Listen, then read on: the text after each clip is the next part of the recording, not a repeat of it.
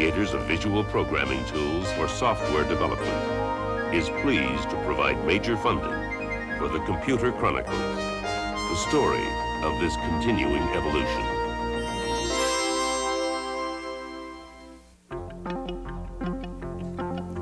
Welcome to the Computer Chronicles. I'm Stewart Cheifet, and this is Gary Kildall. On today's program, we're going to be talking about mass storage devices, disk drives, floppy disks, Winchesters, and some of the newest technologies for improving the mass storage of computer data. And we'll meet Alan Shugart, one of the pioneers in disk drive technology. Gary, we call a disk drive a peripheral, but really it seems to me of all the peripherals, a disk drive is really a key part of a computer system. There really aren't too many serious applications you can run on a computer without a disk drive. Oh, yeah, that's absolutely true. The traditional model of a computer includes a backup storage device, a central processing unit, and main memory or central memory. And it was really the scaling down of those three components that really led to the microcomputer revolution in the first place. In the early 1970s, we already had semiconductor memory that was replacing core storage, and the companies that started to produce these microprocessor chips. And it really wasn't until a floppy disk came around that we had a complete computer system that could be used to do useful things, as you mentioned. It's interesting that the disk drive is really the only part of that, or the only component of that system where it's still mechanical. And it'll be interesting to talk to our experts today and see where they think it's going to go. Are we going to stick with mechanical storage, or is it going to become more semiconductor also? Okay, before we meet our guests, we're going to take a brief look at the history of mass storage technology. Progress in the field of mass memory storage for computers has been directed by three basic needs: volume and density of information, and speed of access to that information. In the 1950s, computer data storage borrowed the recording technology being used by sound engineers, magnetic tape. Like its earliest predecessor, the wire recorder, oxide tape stored data sequentially. To reach information stored at the end of a reel meant running through everything stored on the tape up to that point. Short of faster tape drives, the only way to make data more accessible was to change the format of the recording medium. Disk storage, which allowed random access to information, was already under development in the mid-50s, but the popularity and potential of this technique became clear only in the last decade. The original 24-inch platters shrank to only 5 1/4 inches in diameter, while bit density increased 3,900 times, from a few thousand bits to almost 8 million bits per square inch. The improvements that led to that advance have today given way to new approaches that promise yet another dramatic increase in storage density. Thin film heads are smaller, more sensitive read-write heads made possible by technology developed in chip manufacturing. Because of their tinier components, they can read bits recorded much closer together on narrower tracks, about 12 million per square inch. Another development called perpendicular recording magnetizes the disk surface with vertically recorded pulses, data bits recorded on end instead of arranged horizontally. Once again, the effect is dramatic. This small change in the alignment of data means a 2- to 3-fold increase in storage capacity.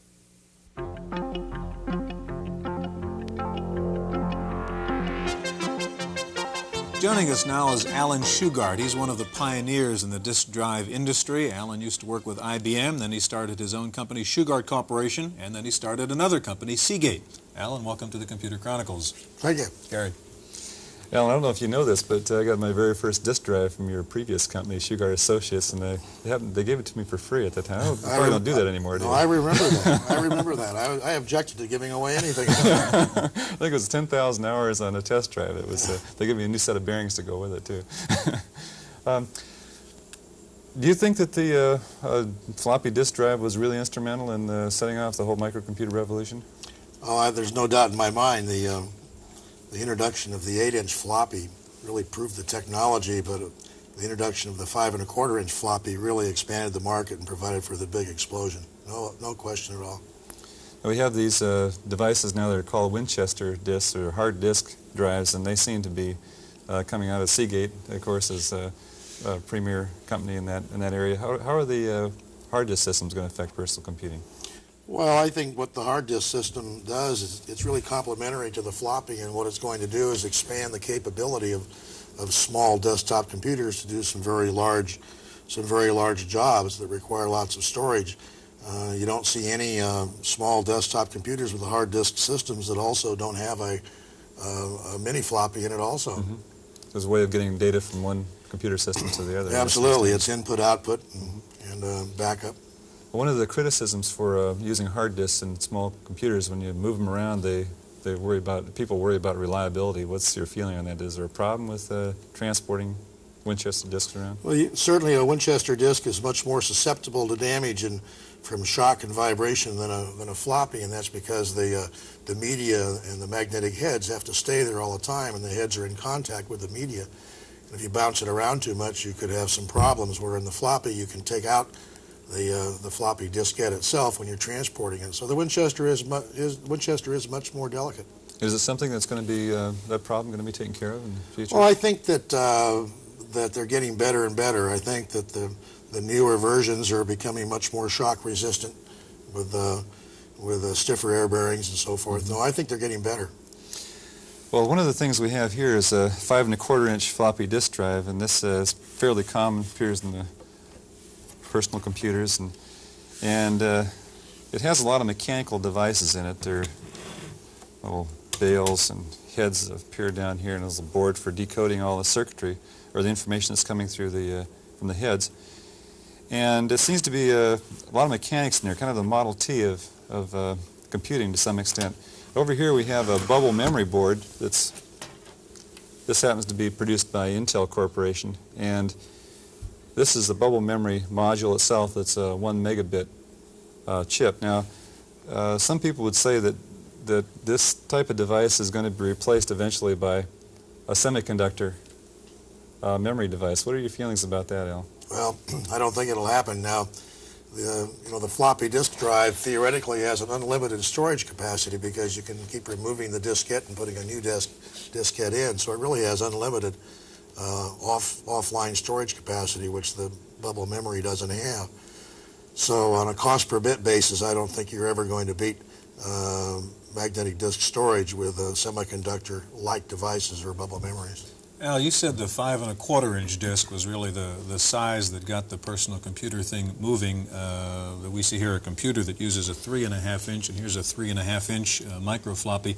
Do you see this size as replacing the 5 1/4 inch format?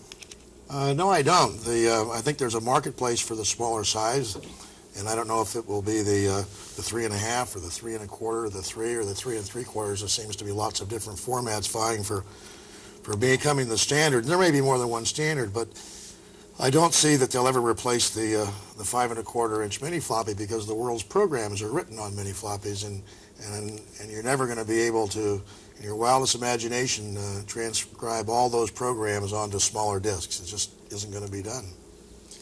You know, it might be worthwhile just spending a minute talking about another technology that seems to be coming up these days, and that's one of video disks. Well, I happen to have one here on the table. You're like a magician with you. Yeah.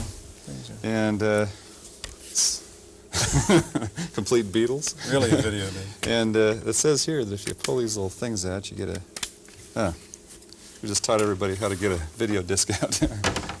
Now, this happens to be an RCA video disc, and it's a linear video disc. It's not built to be a random access device, at least it's the way it's recorded. And I think they say they can hold something like 10 gigabytes, is that right? Gigabyte, 1 gigabyte, very sorry. big number anyway. And that's the equivalent of the Encyclopedia Britannica. Now, is there any application for this sort of thing in, say, personal computing and as a storage device? I don't think so yet, except possibly for some archival storage. The problem with that kind of technology is one of error rate. Entertainment type recording for either audio or video, you can have a lot of errors and your eyes and your ears can't hear it. And the error rates associated with that kind of technology are several orders of magnitude less reliable than business computing requires. The disk drives, the data reliability of disk drives are several orders of magnitude better than you can get on that type of technology. Now that's a non-optical video disc. This right? happens to be called CED. That's RCA's version of a video disc. Yeah. What about an optical device, a laser type disc? Is that more reliable? Yeah, well, I think optical memory that you see advertised in the paper all the time now it's really for archival storage. You write it and then it stays the same forever. And I think that there's a place in computer systems for optical memory for archival storage. But my judgment, optical memory that has updating capability, like you can do with magnetic disk storage, is still in the laboratory curiosity stage. How about, I've heard about perpendicular magnetic recording as a way of organizing the data on a disk so that you can get more volume, more density. Tell me what that is and where that's at. Well, when you're storing data on a magnetic surface of a disk, what you're doing is you're flipping the little magnets that you can't really see, but there are little magnets in the disk that are lying on their sides, and you record something, you flip that magnet over, and then you can detect later on that you flipped that magnet. And there are only so many little magnets lying flat that you can get on a particular surface of a disk, and that's the recording density capability. If you could somehow get those little magnets standing on end, it's like a cord of wood. You could get more wood standing on end than you can lying flat. And if you could get them standing on end and then flip them and detect the flip, you can get more data storage in a given area than you can with them all lying down. And I think vertical recording is definitely in the cards. With regard to the 5 1/4 inch mini floppy, again, one way you can get more on there is to use both sides of the disk. And there's some controversy about whether or not that's a good idea and whether a double-sided disk is as reliable. What's your view on that? Well, I'm not sure if with what's available now, if it's more reliable, or if it's less reliable or not.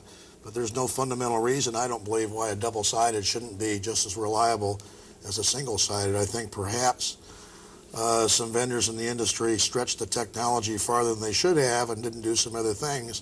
And as a result, a double-sided, double-track density floppy's got a bad name. And in some of those cases, they're probably not as reliable as a good old 48 track per inch single-sided. But there's no fundamental technical reason why they shouldn't be just as reliable. From a user's point of view, is there a big difference in the quality of a mini floppy disk that you buy? Gee, I don't know. I don't buy very many. But I mean, in the technology of manufacturing the medium itself, I mean, there are different price ranges and so on. And from a user's point of view, are they all the same or they're not all the same? I really couldn't tell you. I'm sure Gary's more familiar with that than I am, but I don't use very many floppies, and so I really couldn't tell you. Gary, could you tell? Well, I haven't had any particular trouble with any media that I've run across over the years. I've found an inherent reliability in just about all these. I think, as Al mentioned, is mainly based on the kind of electronics that people are putting into these machines. Okay, gentlemen, and we're going to take a short break. In just a moment, we're going to be joined by a man from Memorex, and you'll be able to decide for yourself whether he's here live or on tape.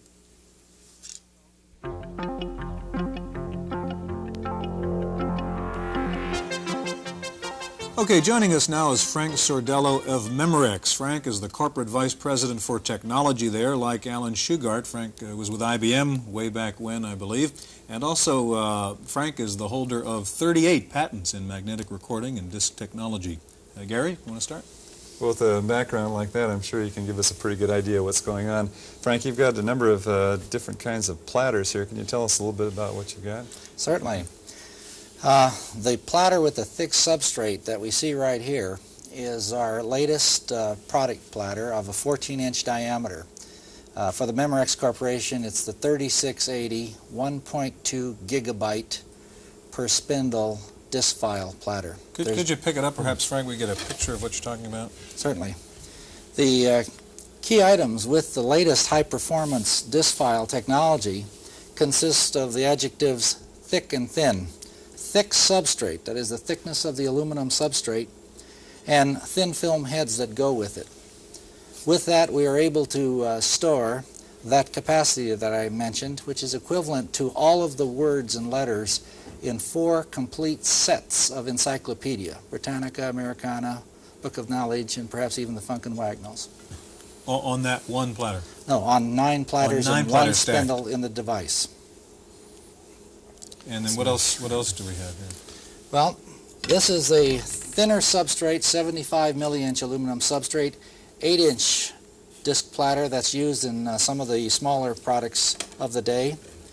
And these are the 5 1/4-inch disc platters that are used in the so-called Winchester mini drives. This is what we're talking about here. Yes, that's a particulate oxide, just as these platters are. These are thin film platters, which is the next generation of platters.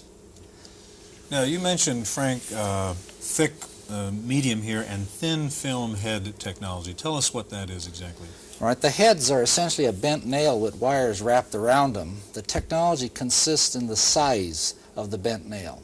In order to lay down 15,000 bits per inch along the circumference of the platter, the size of the nail, the equivalent quote around the nail, has to be very, very small.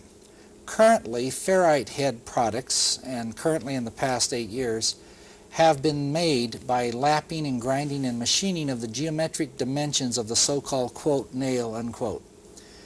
The semiconductor industry has taught us how to put a computer on a chip using photolithography and deposition techniques, thin film deposition techniques. Therefore, the thin film head technology consists of manufacturing the equivalent of the bent nail utilizing photolithography to get dimensions that are in the millionths of an inch, and repeatability and bulk mass production. Is that that's a thin film head over there? Maybe you could show us what that looks like. Yes. This is the 3680's thin film magnetic recording head arm assembly. There's 4 heads on the end. The top 2 service the bottom surface of the top disc. The bottom 2 service the top surface of the bottom disc. These heads consist of an air-bearing slider which has a pair of wings or skis, and on the rear, very difficult to see, but can be seen in microphotographs, are thin film elements that have been deposited. These devices are able to record 12.5 million bits for every square inch of disk surface. Frank, do you feel like you're going to reach any kind of mechanical limitations here at some point, or are you going to be able to just keep getting this dense, more dense, more dense? Well, we have projected in our strategic plans what the limitations are. There are 3 key measurements in any disk file product. They consist of the number of tracks per inch along the radius of the disk. The second one is the number of bits per inch around the circumference of the disk. And the third key parameter is the product of the 2, the tracks per inch times the bits per inch. On the present products that are mass-produced with thin film heads and advanced particulate media, we have 800 tracks per inch, 15,200 bits per inch, and the product comes out 12.5 million bits per square inch. Through additional thin film heads and thin film media that will be making its debut shortly, that areal density will change by a factor of 16 times. We have the principles by which we can increase the areal density by 16 times to in the order of 200 million bits per square inch. What's the cost factor involved in this thin head technology? Well, if we look at the recording head, it consists of 2 parts. The air-bearing slider, which is the larger part that you see, and then the magnetic transducer, what I called the bent nail earlier, part that's on the rear. If we compare it to the Winchester ferrite heads of today's mass production in older technologies, we find that the air-bearing slider cost is about the same. The transducer will eventually have a lower cost, just as vacuum tubes cost less than solid-state devices. The factor for product cost 5-6 years from now will be in the order of 3 to 5% less, but not significantly less. However, if you tried to manufacture a ferrite head to perform at the capability of the thin film head, then the cost picture would be overturned. When we're talking about thin film head technology, that only relates to Winchester's hard disks, or does that have application to floppies? It has application to all magnetic recording. The thin film materials, which lend themselves so well for magnetic recording, are relatively soft, and therefore they have a wear problem. The rigid discs have the air-bearing sliders, which allow the heads to fly at 13 to 15 millionths of an inch above the surface. Hence there is no wear. Hence thin film heads make their debut there first. When the wear problem is resolved, thin film heads will find its way through floppies, tape drives, all magnetic recording. To try to appreciate that distance, I think you have an analogy about an airplane, don't you, to help us understand yes, that? Yes, it's a classic one. The products of 8 years ago, the flying height was 20 millionths of an inch, would be the equivalent of a 747 flying at 590 miles an hour, 1/8 of an inch above the Earth's surface. The products that are exhibited here, flying at 13 microinch, that dimension is closer to 1/16 of an inch above the Earth's surface. Alan, from your perspective and your end of the business, is this a major factor in what you're doing? Currently, right now, it's not, because the recording densities that we have that we're required in our products don't need that kind of technology. At some point in the future, we would expect thin film heads to be used in our small, very cost-sensitive products also. It's interesting to note that this is a 1.2 gigabytes per spindle, which is, if we get back to our original discussion about video discs, this is just about the same size as that video disc, roughly. And there's been a lot of discussion in the industry about how you do some simulation of video discs, and maybe this part of the answer is in your 1.2 gigabytes per spindle. Real quickly, we just have very little time left. This is something I thought worth looking at. This is a laser card, which we just got to look at, which apparently has 2 megabytes of information on this. Frank, do you see optical storage devices as replacing in any way magnetic storage devices? Yes, when one thing occurs. When the erasable, real-time erasable, just as magnetic recording is real-time erasable, optical media makes its debut, then I believe we will see the exponential decay in time of magnetic recording. Optical recording gives us the promise of over 2 billion bits per square inch. The first non-erasable optical devices are in the range of 1/4 billion, that is 250 million to 500 million bits per square inch already. Frank, I have to interrupt because we're out of time. Frank Serdello of Memorex and Alan Shugart of Seagate, thanks very much for being with us, and I hope you'll join us next week on another edition of the Computer Chronicles.